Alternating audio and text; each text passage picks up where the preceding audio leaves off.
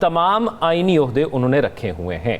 तो आपको क्या लगता है कि अब ये मीटिंग्स का सिलसिला शुरू हो गया है, अब तमाम चीजें दोबारा स्मूथ हो जाएंगी? अगर तो आपका ये ख्याल है कि मोहतरम मियाँ मोहम्मद नवाज शरीफ साहब, one of my all time favourite leaders of Pakistan, वो बिलावल साहब की धमकी की वजह से मैदान में आए हैं, तो ये आपकी बहुत बड़ी गलत फहमी है। अच्छा, अगर तो आप ये देखें कि प्रेसिडेंट जो आसिफ जरदारी हैं उनकी खामोशी देखें, नवाज शरीफ साहब को आपने क्या समझा हुआ है यार कि बिलावल भुट्टो जरदारी साहब एक आके छोटी सी तकरीर करेंगे और उसके बाद नवाज शरीफ साहब कहेंगे नहीं नहीं भाई सदे करो, सारा ठीक करो भाई पीपल्स पार्टी को। ऐसा हरगिज़ नहीं है।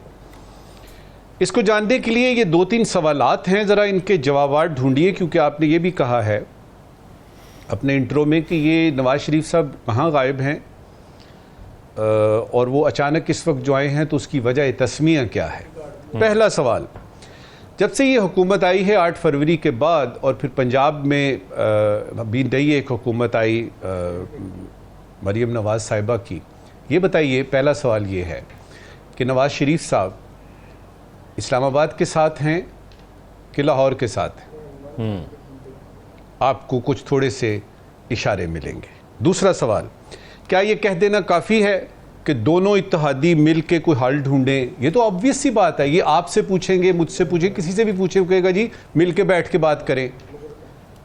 तीसरा सवाल, क्या आवाम को ये बताने की कोशिश की जा रही है कि हमने बड़ी दौड़ भज की, हमने देखें पीपल्स पार्टी को मनवा लिया और पीपल्स पार्टी जो है वो मान गई और फिर ये नहरों का मामला जो है, तो क्या ये एक ऐसे मसले का हल ढूंढने की कोशिश की जा रही है जिसका कि ऑलरेडी हल मौजूद था, सिर्फ ये है कि कंपनी की मशहूरी के लिए ये पीपल्स पार्टी ने। तो ये 3 सवाल करने के बाद अपना तज्जिया देते हैं।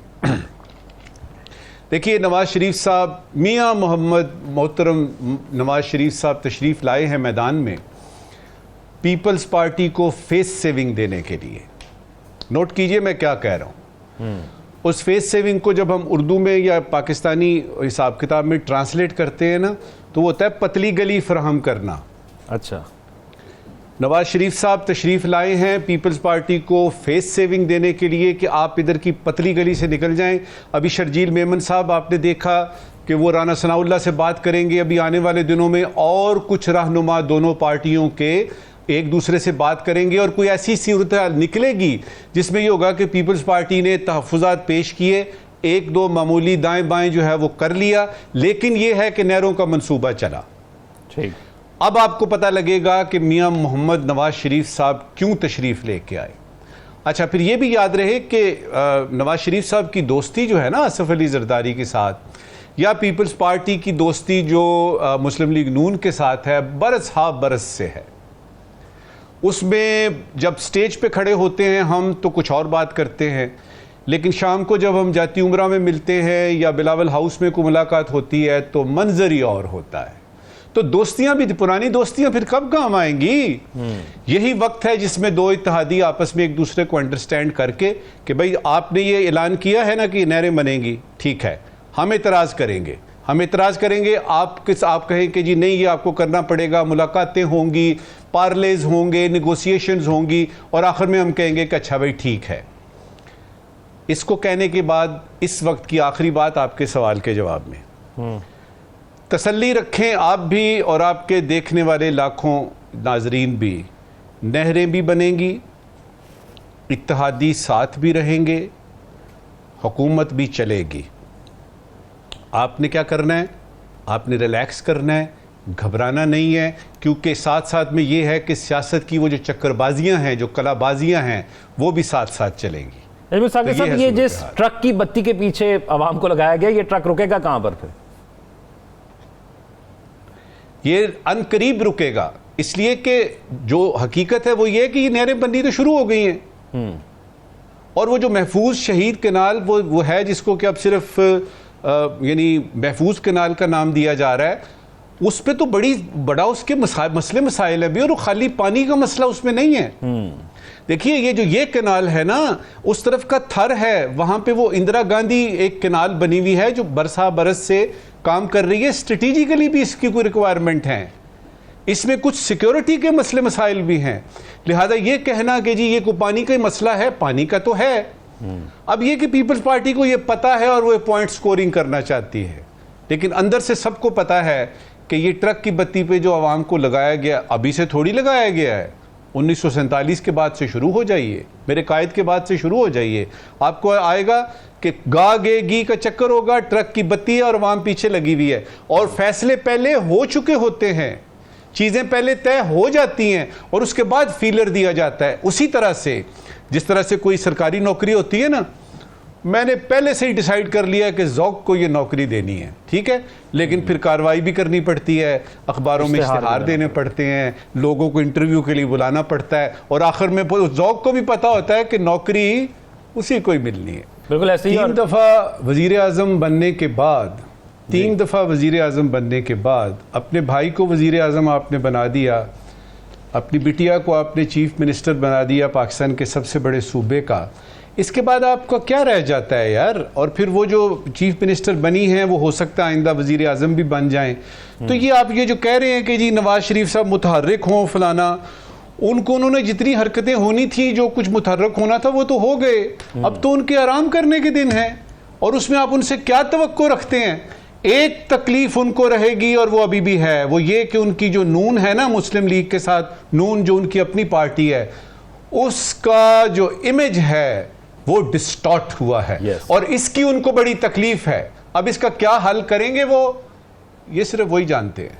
नजमुल साकिब साहब, अब एक तो ये ओवरसीज़ कन्वेंशन हुआ, यहाँ पर ओवरसीज़ को बुलाया गया, उनको एड्रेस किया गया उनके मसाइल के हवाले से भी, और उनको सराहा भी गया जो किरदार पाकिस्तान की मईशत में वो अदा करते हैं।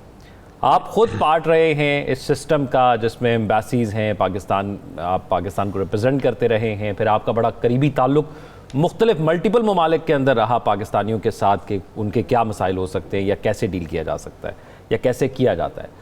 तो आपको क्या लगता है कि बुनियादी तौर पर हमारे जो ओवरसीज़ है उनको पाकिस्तान में से या पाकिस्तानी हुकूमत से क्या चाहिए कि किस चीज़ में बेहतरी हो जाए? सिर्फ एक चीज़ चाहिए, ओवरसीज़ पाकिस्तानी, और वो ख़ास तौर पे वो जो कि वहाँ पे लेजिटिमेट लीगल बिज़नेस करते हैं, उनका बिज़नेस बिल्कुल यूँ समझिए कि कानूनी तौर पे ठीक है, या ज़्यादातर आप कहें कि majority of the overseas Pakistanis, उनकी सिर्फ एक प्रॉब्लम है और वो ये है कि जिस मुल्क में वो हैं उस मुल्क में उनकी एम्बेसी उनको इज़्ज़त दे, और पाकिस्तान में जब वो आएँ तो उनके साथ इज़्ज़त से पेश आया जाए। सिर्फ एक चीज़ है। शिकायत कौन करता है वहाँ से? शिकायत वो करते हैं जिन्होंने आज तक कभी कोई पैसा पाकिस्तान भेजा ही नहीं है। शिकायत वो करते हैं जो जॉबलेस हैं। शिकायत वो करते हैं जो इलीगली यहाँ से जाते हैं।